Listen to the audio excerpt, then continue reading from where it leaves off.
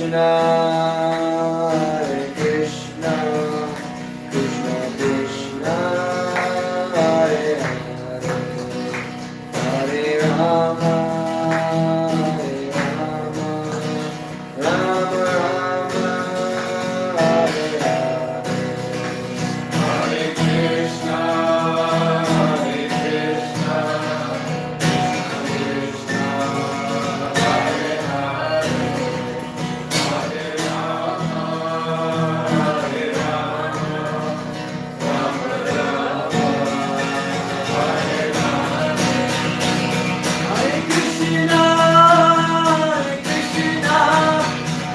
Krishna Hare Hare, Hare Rama, Hare Rama, Rama Rama, Hare Hare, Hare Krishna, Krishna Krishna, Hare Hare, Hare Rama, Rama Rama, Hare Hare, Hare Krishna,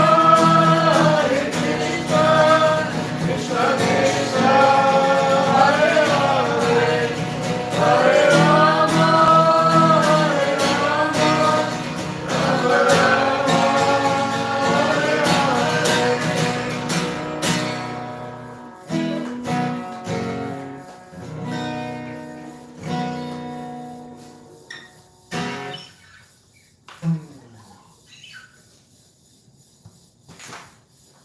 Haribol, Haribol. Hare Bolam, Hare Krishna Bolam.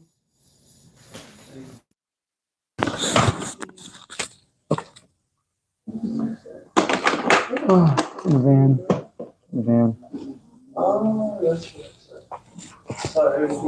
I have my book there. The microphone is on. No, it's in the van. You got jokes.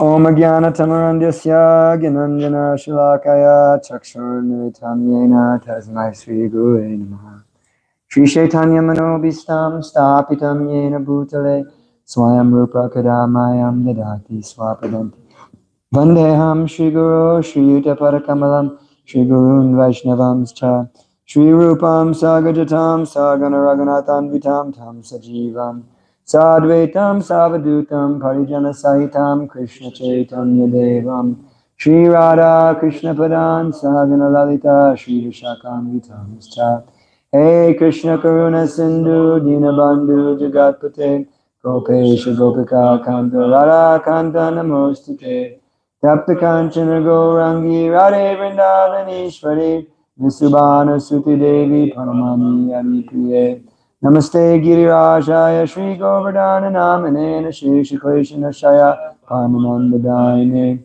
Vancha Kalpatarabhyasta Kripa Sindhu Bhyevacha Patitanam Bhavanebhyo Vaishnavebhyo Namo Namah Jaya Shri Krishna Chaitanya Prabhu Nityananda Shri Advaita Gadadhar Srivasari Gaura Bhakta Vrinda Hare Krishna Krishna Krishna Hare Hare Hare Rama Rama Rama Hare Hare Mare Kabando Matsangin Madguru Madmadana Madnistaraka Madbhagya Madananda Namostate Asaru Saru Tadayanati Nicho Chatakara Hanamunchakara Chimam Premnorit Spura Om Namo Bhagavate Vasudevaya Om Namo Bhagavate Vasudevaya. Om Namo Bhagavate Vasudevaya Bhagavate Vasudevaya. Om Namo Bhagavate Vasudevaya Bhagavate Vasudevaya. Yeah. So, Hare Krishna. Hare Krishna. Good to see everybody. Thank you all for coming.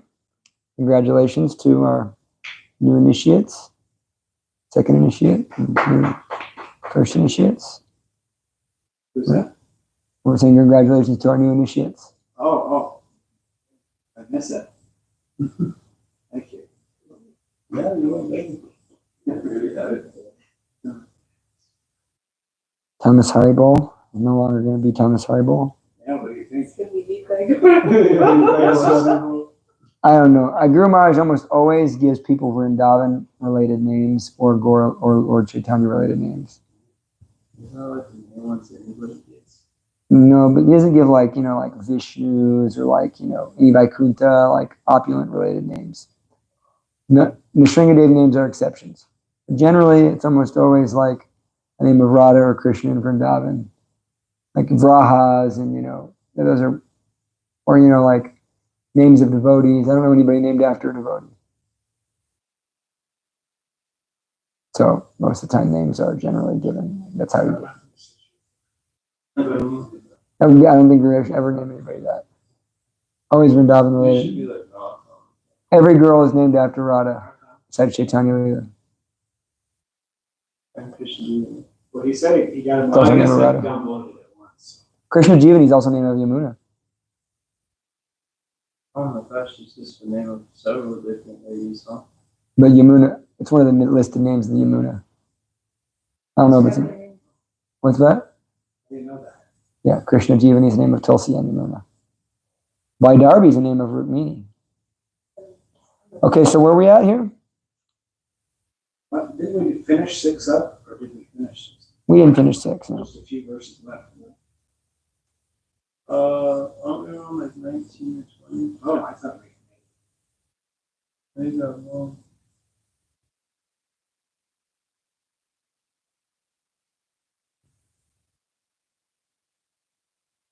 I think we ended at 19. Yeah. Yeah.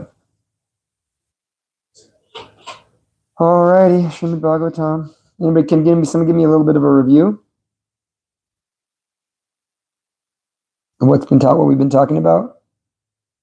Well, he shared a lot of Narada's early life, right? Yeah, his past life. How he passed his time as a boy, and then his mother died, was bitten by a snake, and how he wandered in all those places, forests and mines.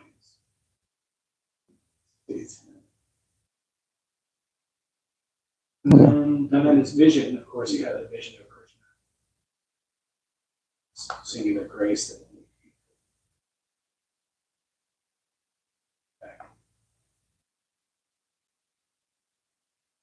Yeah. So then we heard about on 19, there's this point that's made that despite my desire and my attempts to concentrate and see that form again, I could not see, and thus I was dissatisfied and aggrieved. So this is the nature of Krishna consciousness, is that we can't force Krishna to become present before us. We have to eventually, we have to somehow access his grace. How do we access Krishna's grace? Through service, especially in the right mood. That's another point that should be made, is that service done with the wrong intention or with the wrong understanding isn't as effective as service done with the right understanding and right intention.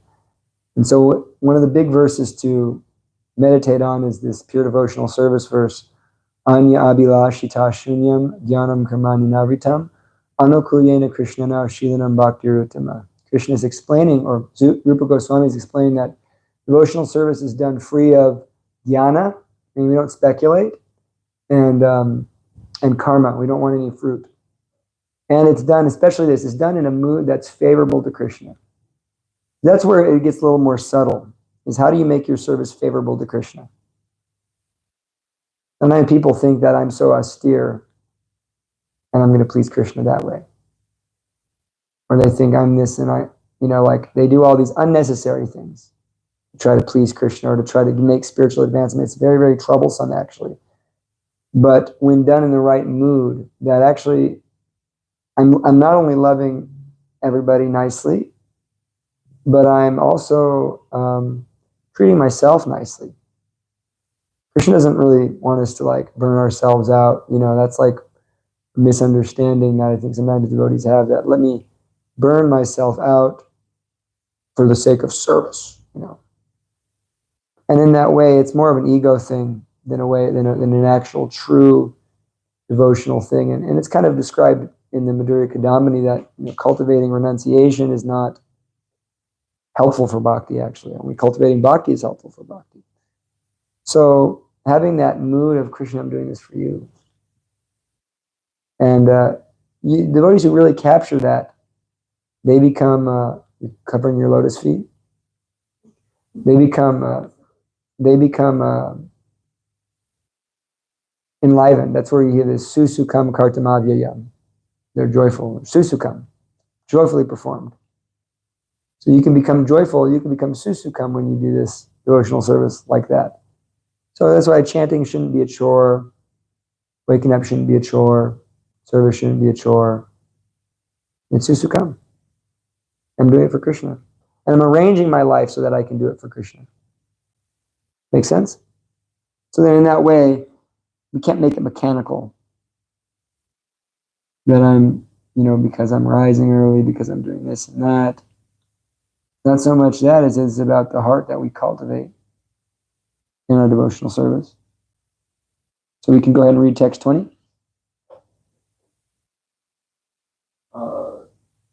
Seeing my attendance in that lonely place, the person of God, who transcends all mundane and spiritual, spoke to me with gravity and pleasing words just to mitigate my reproof. In the Vedas, it is said that God is beyond the approach of mundane words and intelligence, and yet by his causeless mercy, one can have suitable senses to hear him or to speak to him. This is the Lord's inconceivable energy. One upon whom his mercy is bestowed can hear him. The Lord was much pleased with Narada Muni, and therefore the necessary strength was invested in him so that he can hear the Lord. It is not, however, possible for others to perceive directly the touch of the Lord during the prohibitionary stage of regular devotional service. It was a special gift for Narada when he heard the pleasing words of the Lord. The feeling of separation were some to extent mitigated. A devotee in love with God feels always the pangs of separation and is therefore always enwrapped in transcendental ecstasy. So me and Chris were just speaking about this at the clothesline kata session. Wow. How do we get in on that? You just gotta go wash your clothes and come to the line. And so we bumped each other at the clothesline, and this conversation came up that one ideally is transcending. Krishna is explaining sarva dharman prityaja mamekam sharanam braja aham tvam sarva papebhyo mokshayami masucha. And you should abandon all these varieties of religion and surrender unto me. And so in that way, our relationship with Krishna is deeply personal, deeply real, deeply transcendental. No one can put any bars on it. But that's something that comes for the later stage. The beginning stage, we do have to get this stage of Tesham Satatam Yuktanam Bhajatam Pritipurvakam, constant service to the Lord, which basically comes from the service of the spiritual master, becoming the spiritual master's servant, and in that way, not just using the spiritual master for ourselves, but basically giving up ourselves and serving the spiritual master completely. If we can somehow do that, then that's the real way to have the Lord's presence. And Prabhupada explains, when the spiritual master leaves, if the disciple's fixed up in his mission and in the service, then Krishna will speak to him. The spiritual master will speak to you from within the heart. Prabhupada's very much living. And he's delivering us all. So, yeah. So we have to go from the stage of, what are the 2 stages of bhakti? Well, what are the 3 stages of bhakti? Anybody know? Not the 9 stages, but the 3 stages. You play the first one. First one's called sadhana bhakti or vaidhi bhakti. What is vaidhi bhakti or sadhana bhakti?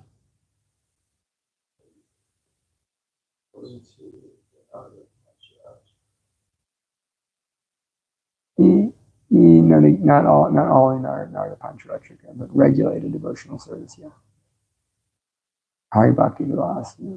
Regulated devotional service. So devotional service done in terms of rules and regulations. This is called Vaidhi Sadhana Bhakti. And then the next stage is called Raganuga Sadhana Bhakti.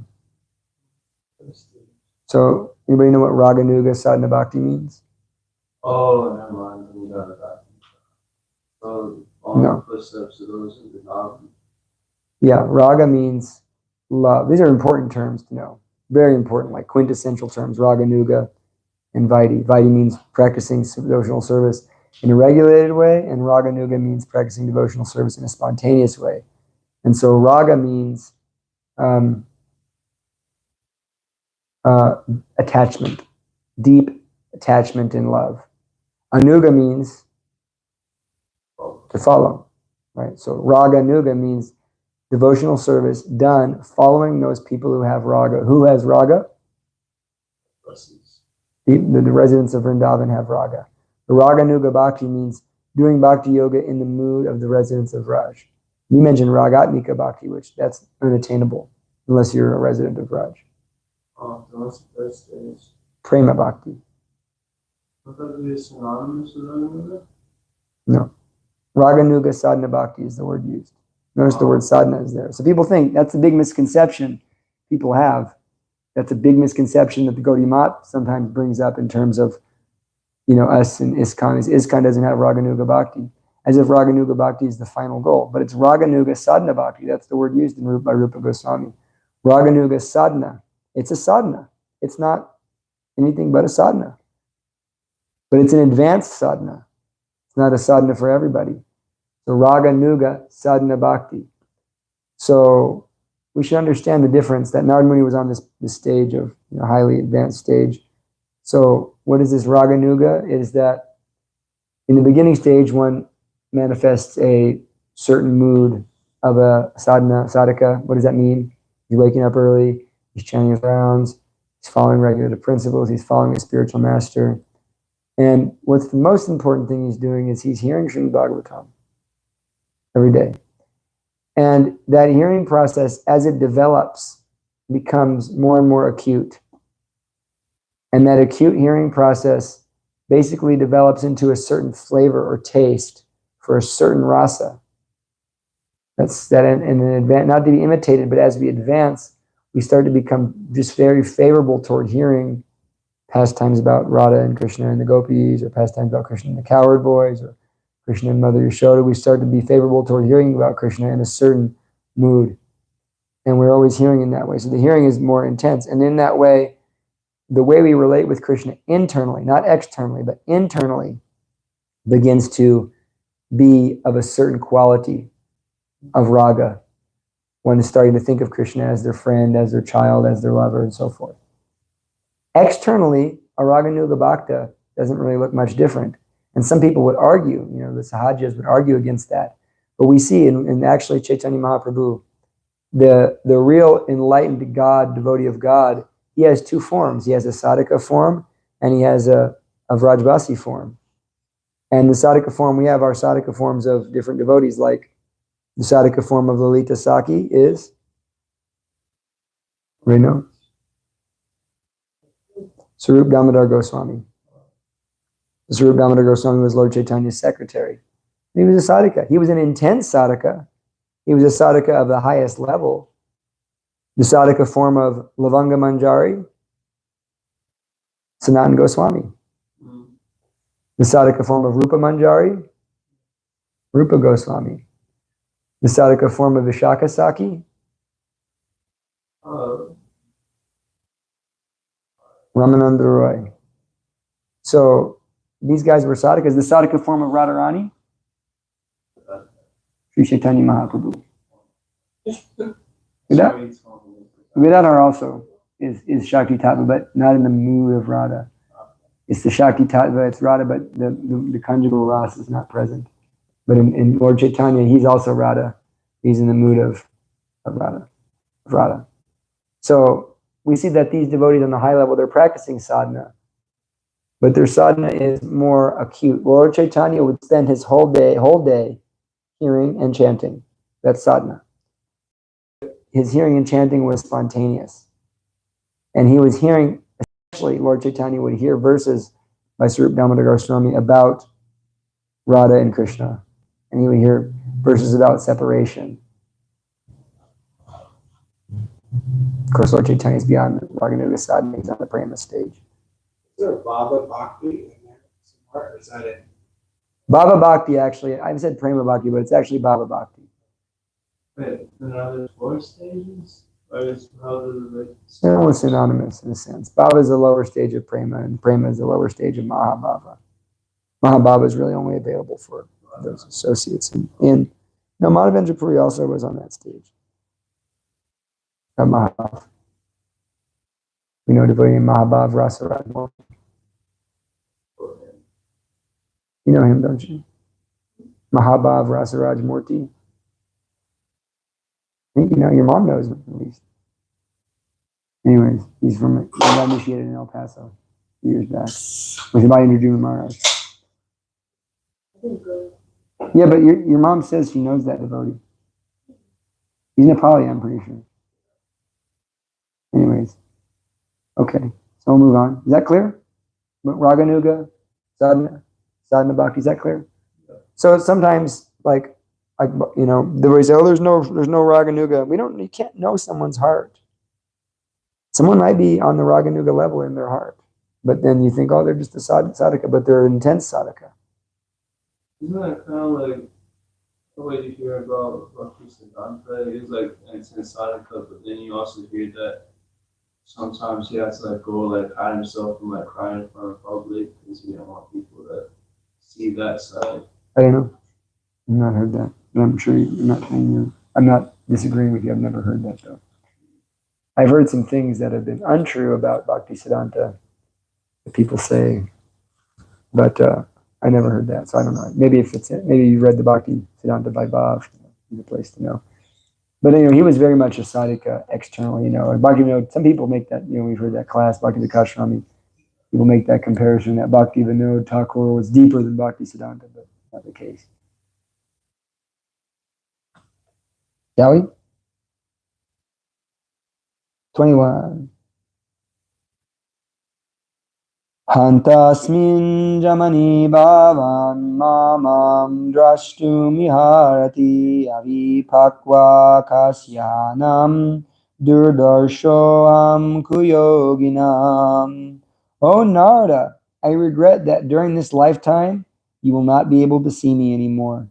Those who are incomplete in service and who are not completely free from material taints can hardly see me. Bad news, folks.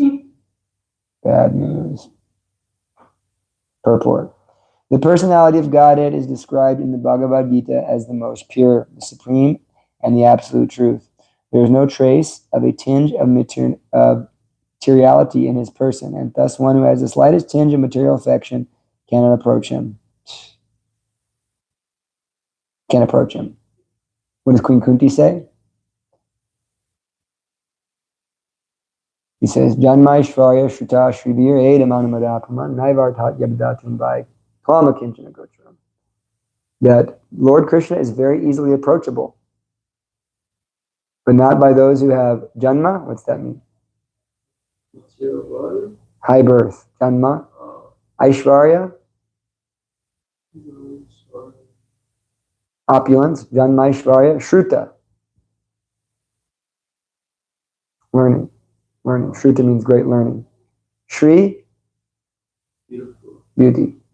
Those who are materially endowed with high birth, opulence, learning, and beauty, it's very difficult for them to approach the Lord. I think that's it. I always think of that. I always think of that verse when I'm thinking about I look at myself in the mirror. I'm like, I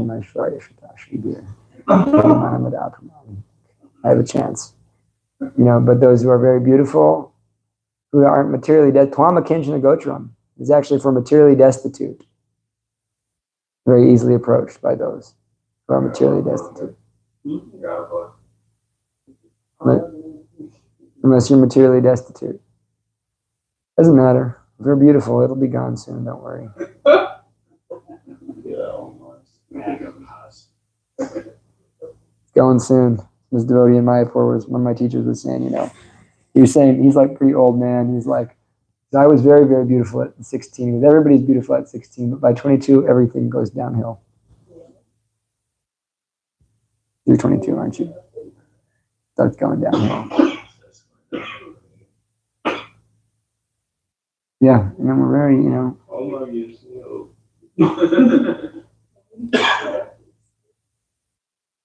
Yeah. Okay. The beginning of devotional service starts from the point one is freed from at least two forms of material modes, namely the mode of passion and mode of ignorance. The result is exhibited by the signs of being freed from kama and lobha, covetousness.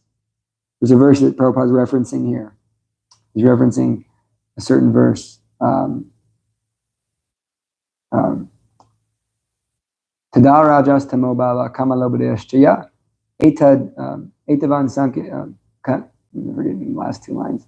Cheta stitam. No, I'm forgetting it. Anyways, tada rajas tamo bhava kamalobadeshchaya itam. The last part. Anyways, the point he's making is that one who is situated in devotional service after proper hearing, he becomes freed from kama, lobha, rajas, and tamas. And cheta etir navidam, stitam sattve prasidati. Cheta etir navidam. Consciousness becomes clarified. Stitam sattve prasidati. He becomes fixed in the mode of goodness. Fixed in the mode of goodness by being seriously situated in that process of hearing and chanting. That is to say, one must be freed from the desire for sense gratification, avarice for sense gratification. Well, to say one must be freed from the desires for sense gratification and avarice for sense gratification. So we don't want to have the desire for it. We don't want to have the avarice for it. That's the real transcendental platform. It's easy to say, oh, I'm desiring sense gratification. I don't want sense gratification. Get it away from me. Both are in Maya. How do we become above it? What does that mean? Become attached to Krishna. Right? I'm not going to do anything. I'm not going to move. I'm just going to do my service. Become indifferent. And to be completely freed from all material things is to become free from the mode of goodness also. To search the audience of God is a lonely forest considered to be in the mode of goodness. One can go out into the forest to attain spiritual perfection, but that does not mean that one can see the Lord personally there. One must be completely freed from all material attachment and be situated on the plane of transcendence, which alone will help the devotee get in personal touch with the personality of Godhead. The best method is that one should live at a place where the transcendental form of the Lord is worshipped. The temple of the Lord is a transcendental place, whereas the forest is a materially good habitation. A neophyte devotee is always recommended to worship the deity of the Lord, Archana, rather than going to the forest to search out the Lord. Devotional service begins from the process of Archana, which is better than going out into the forest. In his present life, which is completely freed from all material hankerings, Sri Narada Muni does not go into the forest, although he can turn every place into Vaikuntha by his presence only. He travels from one planet to another to convert men, gods, kinnaras, gandharvas, rishis, and munis, all to become devotees of the Lord. By his activities, he has engaged many devotees like Prahlad Maharaj, Dhruva Maharaj, and many others in the transcendental service of the Lord. A pure devotee of the Lord therefore follows in the footsteps of great devotees like Narada and Prahlad, and engages his whole time in glorifying the Lord by the process of kirtan. Such preaching is transcendental to all material qualities. So Prabhupada's giving us some insight here. You want to be a real transcendentalist, preach. That's the key. You'll get so much advancement if you preach. You make that your mission. You go out and speak to people. Every person you meet that's not a devotee, you should just be dead set. I'm going to make them a devotee. It's like the preaching warrior mentality. The more you have conviction in that, the more you'll be empowered to do it. You have conviction, and it works. You work. You know how to do it. You get in there and you just slice away the Maya. 21, shall we? 22. So this is bringing a point up here that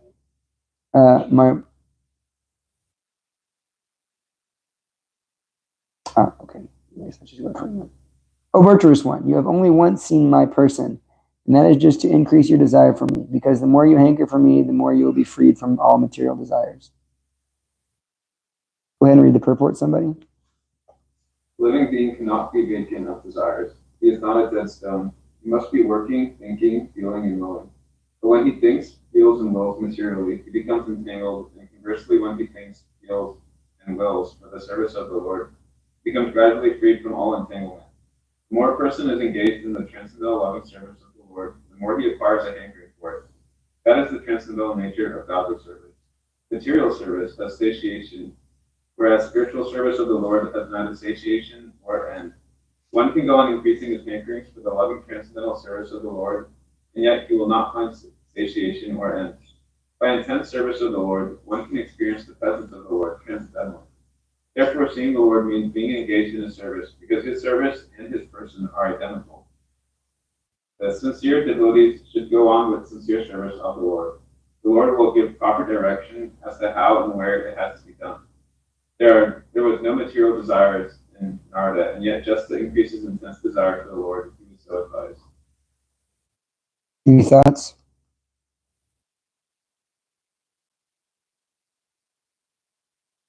What's interesting when you stop that is service and his person are identical.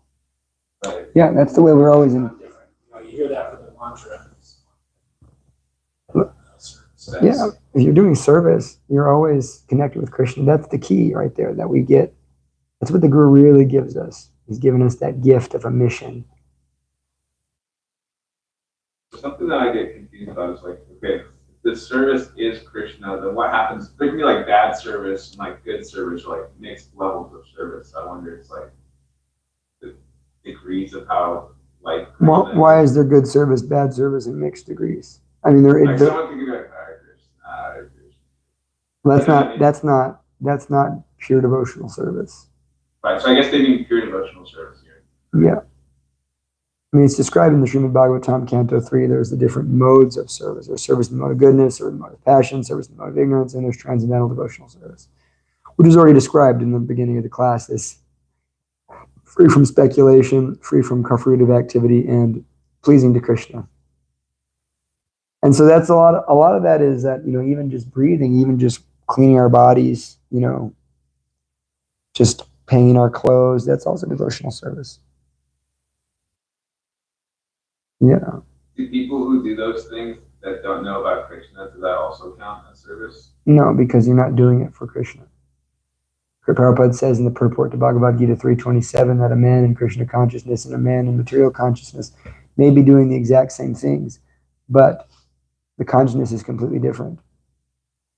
Cleaning our body for Krishna is a way of, realizing that this body is Krishna's body. I'm cleaning it for Krishna. I'm taking care of it for Krishna. And so we can take the opposite in that also, that if we're neglecting our body, we're neglecting Krishna's temple. So we have to balance. So much of devotional service is that balance. And we can offer everything to Krishna. We can offer our sufferings, our challenges, our austerities, right? We're doing austerities. Like austerities cause a lot of intense emotions sometimes, right? That, you realize I'm giving up something that I really like and that I'm really attracted to come closer to you, Krishna, and I'm offering this pain to you. And I love you. That's it's simple, actually. It's simple. Devotional service is so simple when we really think about how simple it is. And that, when you're around people that are advanced, there's a childlikeness about it that, I'm just doing it for Krishna. Brushing my teeth for Krishna. And, but also there's a sense that analogy can be given that in a war, it all comes down to this mission of spreading Krishna consciousness. That's our mission. We have that special mercy of Lord Chaitanya that he's given us the opportunity to assist him. In that way, you see, like, if you think about love, what is real love? Love is basically inclusion, inclusiveness. That I'm going to include you into my existence. It's not just some, mundane, gross material rasa. It's basically inclusion. I'm going to include you as part of myself. I'm going to let you into my existence. And you're going to participate in that. Like what I'm experiencing, come here and experience it, And that's manifested in different ways. Revealing mind, giving gifts, so forth. But then the ultimate act of love, right, is to give someone Krishna. And Krishna's ultimate act of love is that we're getting a chance to participate in Goloka Vrindavan, which is God's play, God's fun, God's existence. And then the material form of that is, not material, it's still transcendental, but the transformation of that Goloka Vrindavan Leela is the Sankirtan movement. They're non-different. They're the same thing. It's just, this is the rasa dance. You've seen the picture of Lord Chaitanya dancing, and then under it's the gopis dancing with Krishna. Mm-hmm. Yeah. And so, in that way, when we are participating in the Sankirtan movement, Lord Chaitanya is letting us get a glimpse into that, to go into that dimension. And Prabhupada's getting us a chance to get into his dimension by his service, that service, that his mission is non-different from him.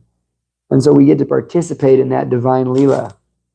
To the degree we surrender to it, we participate in divine Leela. And so an analogy can be given of war, that in the war, the soldiers are out on patrol. And there are occasional times when battle takes place, right? That means I got my gun, I got my bayonet, and I'm shooting the enemy. And that's the main brunt of it. That's really what it comes down to. So, we have the war. We're out in Harinam. We're out in the battlefield. We're out distributing books. We're out preaching to someone, cutting someone's mind. We're giving a class. But what do these soldiers do when they're not in the battle, at night or in the camp? What are they doing? What do their activities look like? Well, they're eating. They're maybe washing their bodies. They're taking care of their weapons. They're practicing, right? They're cleaning their gun, taking care of their bodies. So those things are happening in the war, but they're always thinking, I'm in the war. They know they ain't home. They know they're not in Goloka. They know they're not home. They know they're in a foreign land. They know that the enemy's around the corner. They know that at any point I could be called to fight, and I have to be ready. And so they may joke. They may even play cards. They may go to the lake and swim. They may jump in the river. They may have some activities, but they know that at any point I may have to be ready for battle. And so in that way, they're not lax on that. They're cleaning their weapon, they're practicing their shooting, they're ready. So we also are reading, we're chanting, we're preparing for that moment when here comes the person to preach to. Now it's battle time. Now it's time to engage in my service, in my particular position in this war. I'm a preacher, I'm a book distributor, I'm a cook, whatever it is. But in that way, there's full absorption. They're fully aware of where they're at. If they forget where they're at for a second, they're in big trouble, right? So in that way, a devotee can realize everything is service. I got to take care of my unit, I got to take care of your weaponry here. Take care of it. Don't neglect it. If you neglect it, it's a court-martial, right? So that's the good analogy. So for a devotee who's really Krishna conscious, he's like that. But that's opposite. War is a heavy analogy, but actually our war is that's love. That I'm thinking of Krishna, I'm remembering Krishna, I'm chanting Hare Krishna. Make sense? Yeah. That was Gurudev's analogy, by the way.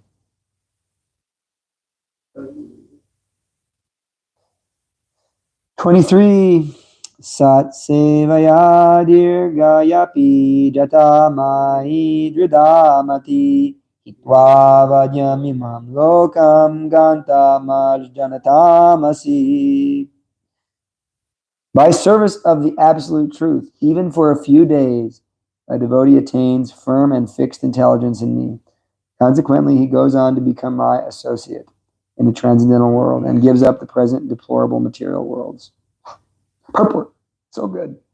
It's like that whole last verse was really discouraging, and now this verse is really encouraging. It's like, even if you have a tinge of material desire, there's no hope. But even if you serve me for a few days, you'll go back to Godhead, That's the way. Serving the absolute truth means rendering service unto the absolute personality of Godhead under the direction of a bona fide spiritual master, who is a transparent medium between the Lord and the neophyte devotee. The neophyte devotee has no ability to approach the absolute personality of Godhead by the strength of his present imperfect material senses, and therefore, under the direction of the spiritual master, he is trained in the transcendental service of the Lord. And by such training, even for some days, a neophyte devotee gets intelligence in transcendental service, which leads him ultimately to get free from the perpetual inhabitation in the material worlds, and be promoted to the transcendental world to become one of the liberated associates of the Lord in the kingdom of God. So this is the Lord glorifying his own devotional service, right? It's pretty cool.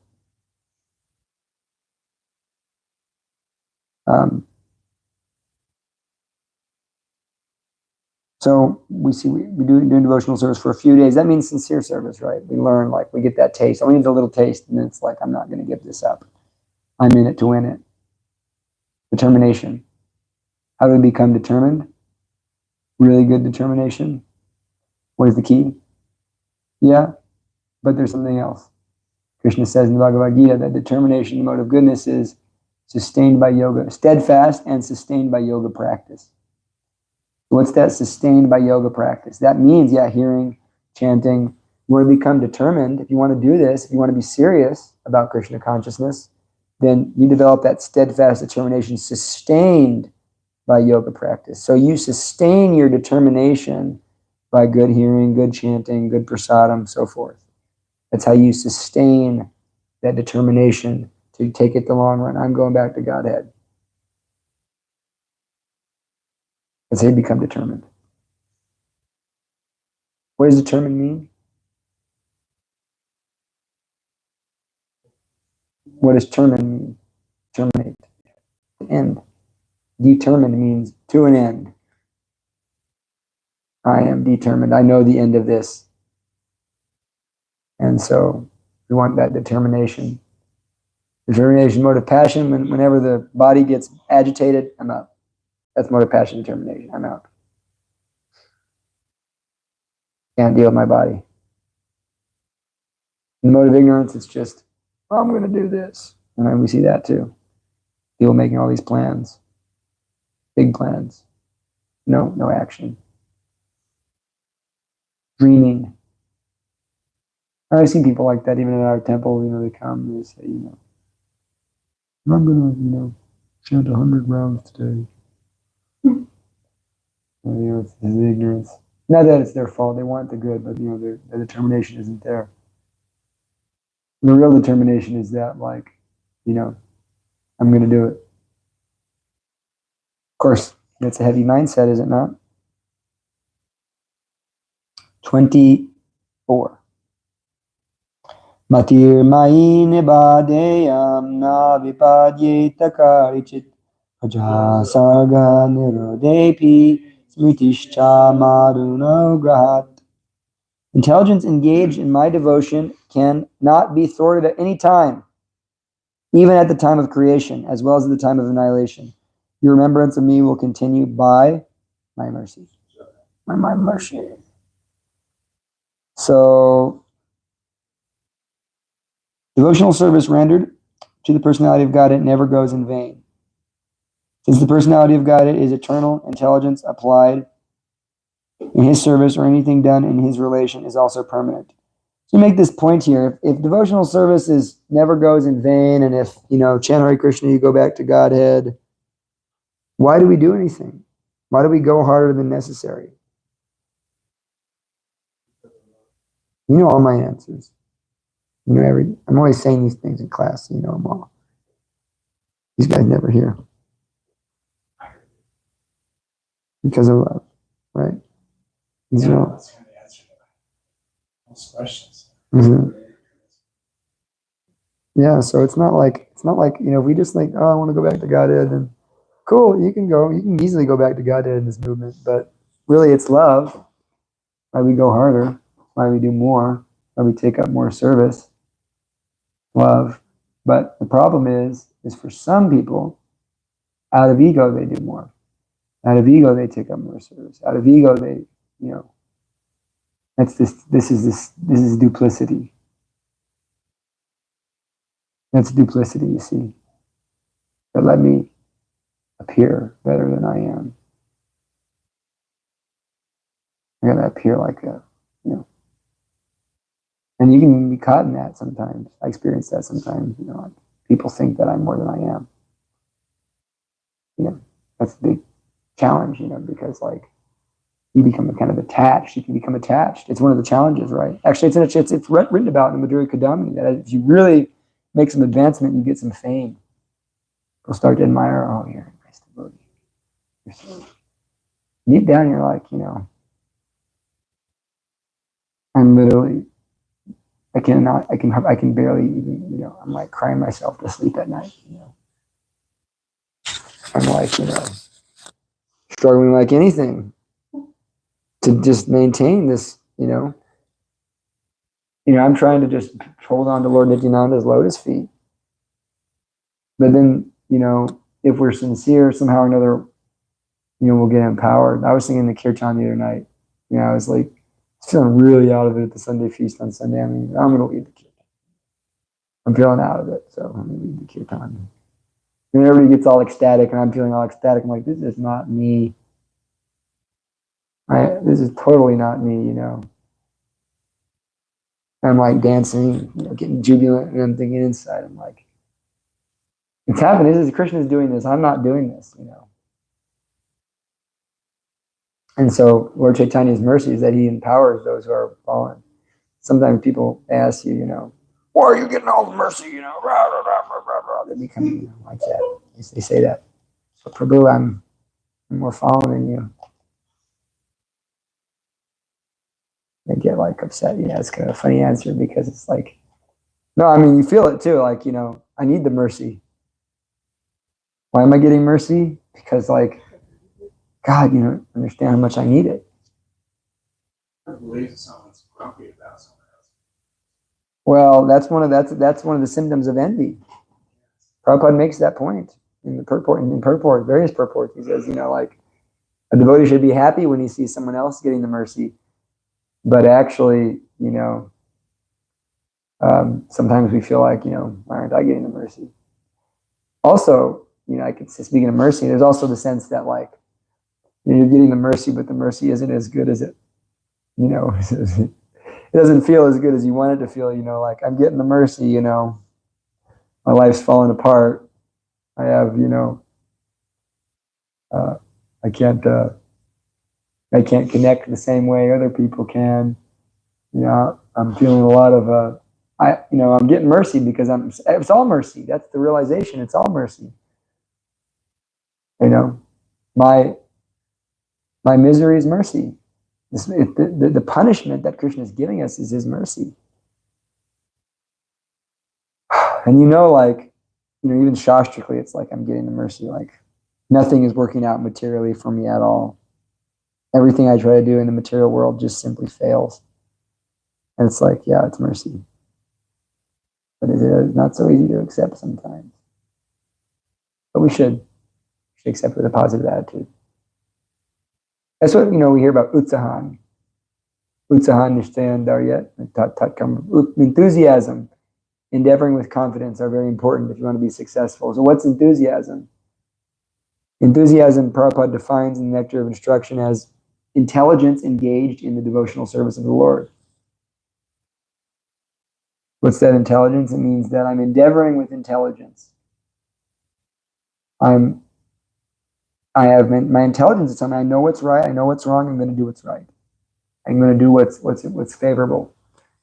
And being positive, I asked one of my dear Shiksha gurus, Narahari Prabhu, from Hawaii. I asked him. I said, you're always so positive, Prabhu. And he is going through a lot, like way more than any of us are going through. Like I think his body is failing. He has he had a whole thing happen to him where he basically didn't do anything and was kicked out of ISKCON. There's a lot of really bad stuff happened to him, And he's just like super happy and joyful. I'm like, Prabhu, how are you so happy and joyful? Why are you so positive? He goes, can you find anything to be negative about? I'm going back to Godhead. Like, I got a few days left. I'm pretty much at the end of this rope here, And I got I'm living on my beach house in Hawaii, spending my days chanting Hare Krishna in my boat and, preaching to people. It's like, I got it made and I know I'm going back to Godhead. I have full faith in Prabhupada and I've given my entire life to Prabhupada. I've chanted my rounds. He says, I never missed my rounds. I've never broken a principle, And he's very serious about his japa. No joke. He's super serious about it. And he understands that mercy and grace so intensely. And that mercy and grace trumps any exhibition of my, my sadhana skill, how do you say it? I'm forgetting the word. my expertise or my in the word. I have a certain word I want to use. Anyways, we can't use that as an excuse to say I'm better than you. It's actually like, how much grace have you received? How much have you got to know Krishna, who is all merciful, who is all kind, who is all sweet and all loving and all. This is real advancement. That's why sometimes young devotees, they can't even associate with senior devotees too much because they become bewildered. Because they're thinking, I'm doing all these mechanical things to the highest level. And, I'm seeing this person, neglect things. Oh my God. So he just ate something with garlic in it. Like he's a fallen person, And I mean, ideally, no senior person should be doing that because they're setting an example. But on the other side of things, it's like, there's something much more than that. There's something much more. Their connection to Krishna. So an advanced devotee, may have, may follow the rules for the sakes of teaching.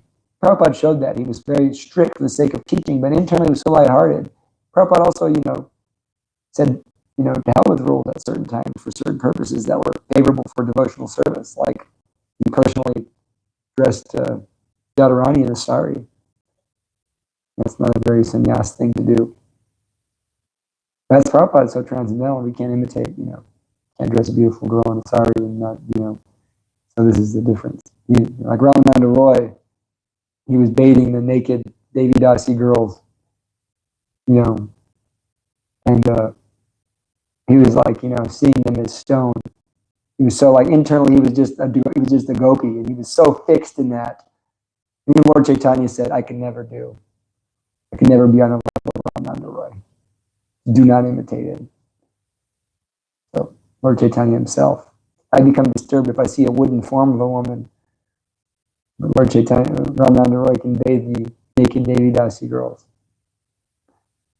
So not to be imitated, but you're going to say, Ramananda Roy is fallen through. I don't want to talk about him. He's sinful because he was touching the girls.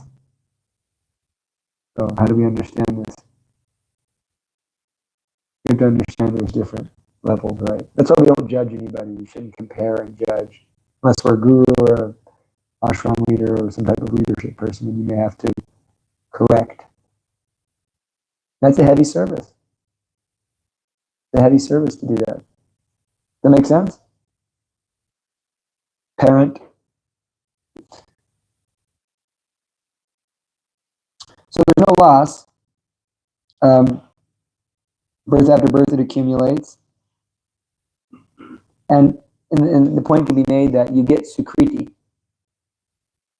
But until you're free from material desires, you're only accumulating that sukriti, bhakti mukti sukriti. So that what? Is what Gaur Govinda Swami explains. You're getting bhakti mukti sukriti, bhakti mukti sukriti, bhakti mukti sukriti. All the devotional service you're doing. But if it's impure, it doesn't go away, but is it pleasing Krishna? To some degree. But what is that? What is the culmination of that bhakti mukti sukriti? No. It's association with a pure devotee. With a Shuddha Bhakta like Prabhupada, that association. So, what's the verse? The anthem verse we love so much. Shushusho Sharanasya Vasudeva Kataruchi Syanma Sevya Vipra Punyachidana Shevanat.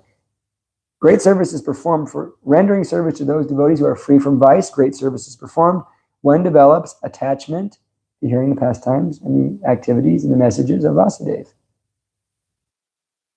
So that's why we render service. We get purified by that. Okay, next verse. Hare Krishna, Hare Bolam.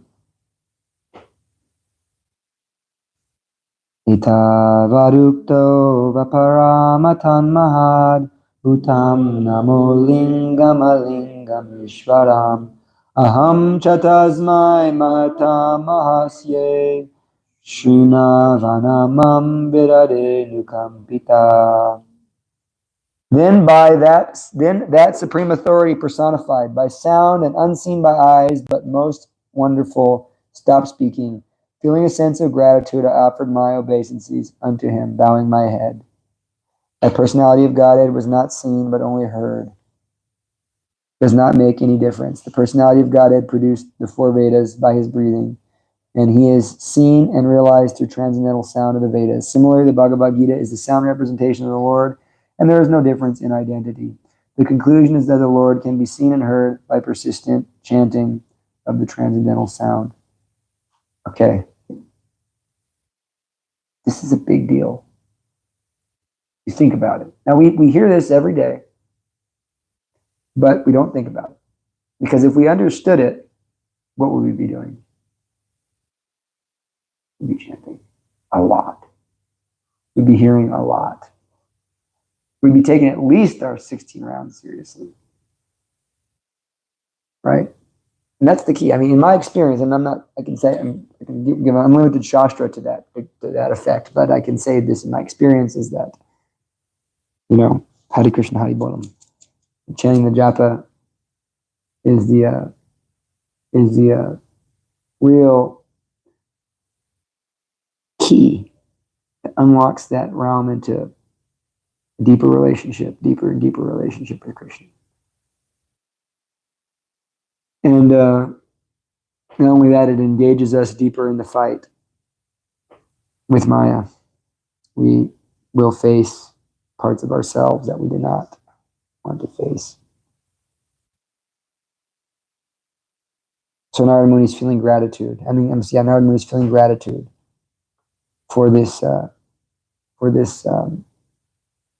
experience he had with the Lord. Experiencing gratitude. So we have to have experiences with the Lord. Yeah. You want to make it a real experience. It's a deep thing, this Krishna consciousness. It's very deep. It's very real. And the more you hear about great devotees, the more you want to be like them. You want to be mystical. You want to have a mystical experience, right? Me and Chris were speaking about this. Was it somebody? We were speaking about this. We were saying that are we just attached to the society, or are we attached to Krishna, to experiencing Krishna? Are we just attached to the religion, or are we attached to experiencing Krishna? But the religion is important too. Not that we're denying that, or I'm not denying that. But I tell this to people, they want to be brahmachari. I say, okay, you realize that brahmachari is a material position. It's a material position. It's not like it's innately, I'm brahmachari, so I'm spiritual. It's like putting on a crystal and saying, I'm spiritual. I got my crystals. I'm spiritual. Same thing, right? I got my orange cloth. I'm spiritual. No, it's not like that, because everybody's spiritual. I was seeing, we met someone where, no, it was Ryan. He was here this guy Ryan, he came to our temple. I said, you look spiritual. He goes, wow, thank you. I said, yeah, you are spiritual. So I can say that with conviction, because I know you're spiritual. Vaisheshika says that on books. It's opening mind of a lot of people, which is great. You look spiritual. And he can say that with so much conviction, because he actually really feels the spiritual nature of those people. So, like, if you're a grihasta and you're a brahmana, or you're a grihasta and you're a vaishya, so you have a family, you have a wife, you have children, and you have a job. What is your job? You're a merchant, you're a banker, you're a cow protector, right? Okay, so you do those things and you offer them to Krishna. Yagyartat kamayon yatra lokiyam kamabandha tarotam kamakonteyam mukta sangha samacharaha. Work done in this world has to be offered to Vishnu, or else it binds one. So you do that work. You're married, having children for Krishna. Ideally, if you're real bhakti yogi, karma yogi, same thing. You're offering to Krishna. That's not anything to do with you. You're making it spiritual by engaging in Krishna's service. So what is the brahmachari's duty? He has a certain position. He is serving the spiritual master. He's serving the brahmanas going out, distributing books, doing so many activities like that. He's serving them. And so, like, if you decide, if I work at a grocery store and I decide, I'm not going to come in today, what happens? Yeah, something happens, right? There's some consequence. It's a karmic thing. You can't become fired or something for your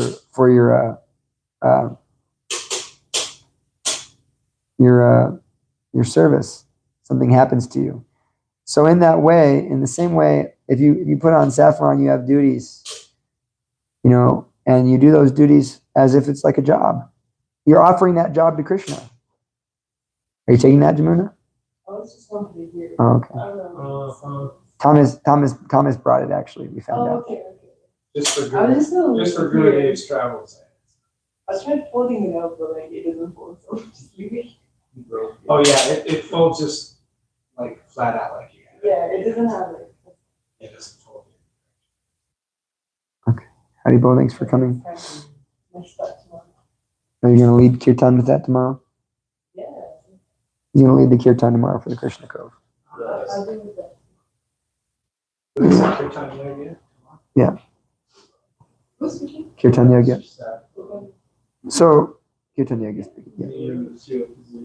So the material is a material position, right? And so the idea that, like people think, oh, I'm going to make me worse. The spirituality is just our connection with Krishna. That's really what it comes down to. That's why anybody can become guru, anybody can become teacher if they're connected to Krishna, if they're doing this process, if they genuinely have that developed. And so we just so want to see things materially, though. That's our problem. And so you basically pick a job according to what you like and what you can do and what's going to be best for you. But it isn't innately spiritual. So, yeah. Therefore, we do what we do for Krishna. And, in that way we offer it. We don't want to become identified with that religious position. So Lord Chaitanya, or Lord Krishna says, abandon it and surrender to me. Do not fear. So what is that ultimate surrender? It means that, I'm going to follow Super Soul, I'm going to follow Guru, and I'm going to do whatever is necessary in that to, make my service there. That's the full surrender mode, right? And so we may full surrender as a Kshatriya, like Arjuna was fully surrendering as a Kshatriya. Krishna gave him reasons not to fight, right? He said, higher planet, or he gave him reasons to fight that were based on Shastra. You get the higher planets, X, Y, Z. And the ultimate reason for him to fight was because Krishna wants you to. That's the ultimate reason for us to do anything, because Krishna wants us to. Any final comments? We'll end here. What's that? That was helpful and hopeful. Oh, I'm glad. So, but the point is, I remember the final thing I'm making is that so we have our, the society provides us a divine job, you can say. And we have a divine job and we should do it. We should do it dutifully, like it's our duty. And it's really wonderful because we can offer our work to Krishna in this society, especially if you're a brahmachari, but even if you're a grihastha, but you can offer your work to Krishna by serving the preaching movement, which this society is doing. But on the other side of things, you have an internal relationship, an internal growth. And Krishna, he can work in mysterious ways. And if we deny that internal experience, then we're going to just cheat ourselves. And really, it comes down to the chanting that, we hear. There's a lady in Mayapur, Mataji, and she almost died. And basically, when she was dying, she was, trying to remember something. And she just remembered mom. Then right as she was about to die, she remembered Lord Jagannath. Lord Jagannath came to her. But then Lord Jagannath basically told her, you neglected your japa, and you thought that because you did all this service, it was going to make the difference. But I'm pleased by chanting. Right, and there's a similar example in the Chaitanya Bhagavata about the milk drinking brahmachari. He thought, I'm super austere and I drink milk every day and I don't eat anything else. And so, he tried to sneak into the kirtan. Lord Chaitanya said, I'm not getting ecstatic. Someone's here. And, Lord Chaitanya told him, get out of here. You think that you can please me by drinking milk? So we please Krishna by sincere hearing and chanting. And to the most ecstatic devotees I know, it doesn't make a difference what their externals look like. It's really the internals. Gurudev has a friend, Durlabh Darshan Prabhu, super ecstatic devotee. He's always like super happy. He lives, he's like a mountain man type guy. And our god brother Krishna Charan Prabhu, he's a wonderful devotee. And Is he here? he'll be here tomorrow. Oh, they'll arrive tomorrow morning. I don't know about Achyuta Balaram and Adi, but I know that Krishna Charan's going to get here in the morning and leave in the evening. So he's staying in Silver City, so he's halfway.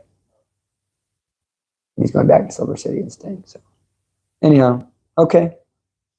We have some mangoes here. We'll pass out up here. Dried mangoes. Haribol, everybody. Haribol, Hare Krishna.